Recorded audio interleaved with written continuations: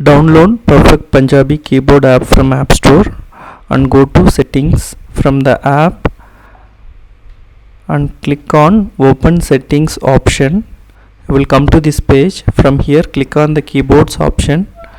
Turn on the switch next to Perfect Punjabi Keyboard option.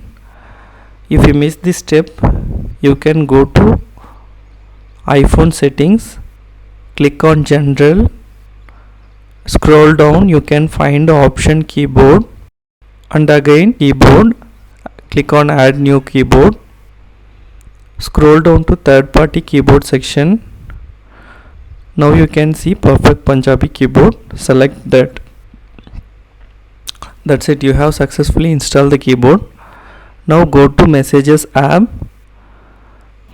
long press the globe icon at bottom left corner and choose the option Perfect Punjabi Keyboard from the list. Now you can see the Punjabi keyboard and you can start typing the Punjabi letters. Also you can use smileys and decorated symbols. Thanks for watching.